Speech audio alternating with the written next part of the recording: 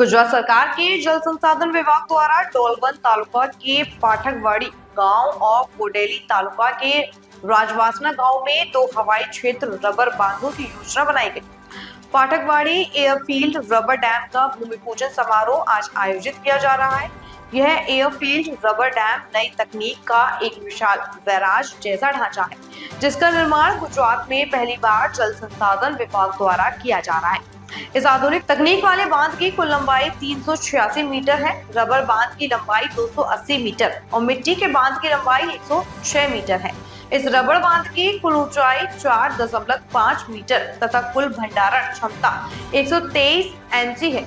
यह एफटी है। इस रबर डैम से लगभग 650 हेक्टेयर क्षेत्र को सिंचाई सुविधा मिलेगी तथा ऊपरी इलाके के पाकड़वारी, सिंधई, उनाई, टोडियावाड़ आदि गांव को पंपिंग के माध्यम से सिंचाई का लाभ मिलेगा। इस पाठकवाड़ी रबर डैम की लागत 15 लाख रुपए होगी। 99 करोड़ 96 लाख रुपए का यह रबर डैम पूरी तरह से स्वचालित तकनीक यानी SCADA प्रणाली का उपयोग करके संचालित किया जाएगा।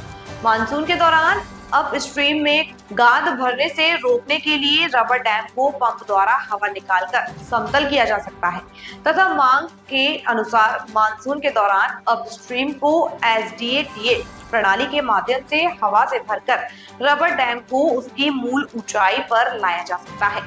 इसके अतिरिक्त इस रबर डैम की मरम्मत और रखरखाव की लागत को 10 वर्षों के परिचालन अनुमान में शामिल किया गया है। इस बांध की आयु 30 वर्ष है तथा 50 डिग्री से अधिक तापमान में भी इसकी रबर पर कोई असर नहीं पड़ेगा। इस प्रकार इस आधुनिक पूर्णतः स्वचालित प्रौद्योगिकी वाले रबर बांध बैराज की योजना बनाई गई है। जब यह रबर बांध पूरा हो जाएगा तो आसपास के क्षेत्र में सिंचाई के लाभ मिलेगा। ये डैम की खासियत ये है कि जैसे स्टील गेट में हमको मैन्युअली अप डाउन करना है गेट को, ये ऑटोमेटिक इन्फ्लेशन डिप्लेशन होगा, अप एंड डाउन ऑटोमेटिक होगा इसमें। और इसमें मेंटेनेंस भी काफी कम है other than this gated dam के कंपेरेबल, बहुत कम मेंटेनेंस है और इससे बेनिफिट बहुत ज्यादा है। ड्यूरिंग हाई फ्लड में भी ये डिप्लेट हो जाएगा, फ्लैट हो जाएगा और जैसे ही 20% के नीचे वाटर आएगा तो अपने आप इन्फ्लेट हो जाएगा। ये इसके एडवांटेजेस है। ये स्काडा सिस्टम क्या है? स्काडा सिस्टम है इलेक्ट्रॉनिक सिस्टम है, इससे ऑपरेट होता है। जनरल रेलवे में यूज होता है ये सब। Automatic get up and down जो होता है वो स्काडा पे होता है। वैसे ये सेंसर्स लग जाएगा यहाँ पे। एक सेंसर्स वाटर लेवल को सेंस करेगा और इन्फ्लेशन डिप्लेशन ब्लैडर अपने आप करेगा। वो वाटर को सेंस करके इन्फ्लेशन डिप्लेशन होगा उसका। तो ऑटोमेटिक टेक्नोलॉजी है। ये कोरिया में काफी डैम बने हुए हैं, अदर कंट्रीज में भी बहुत से डैम ऑपरेट हो रहे हैं। अराउंड 50-60 ईयर्स से ये सब चल रहे हैं और कोरिया में अराउंड 400 डैम्स ऑलरेडी बने हुए हैं। ऑल ओवर इंडिया में 800 के आसपास डैम बने हुए हैं ऑल ओवर वर्ल्ड में। इंडिया में तो अभी लेटेस्ट टेक्नोलॉजी आई है, 4 से 5 अभी थर्ड डैम है, इसके बाद भी काफी बनेंगे और ये बहुत स्वीट एंड अच्छी टेक्नोलॉजी है। जिससे ये इसका बेनिफिट एक है कि हमको लैंड एक्विजिशन करने की जरूरत नहीं है।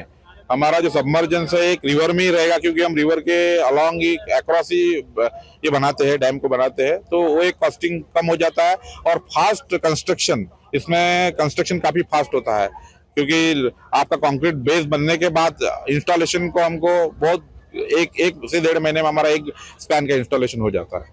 तो ये एक फास्टर टेक्नोलॉजी है, स्पीडी वर्क होता है और जिससे फार्मर्स को रिक्वायरमेंट के हिसाब से फास्ट वाटर सप्लाई हो सकता है।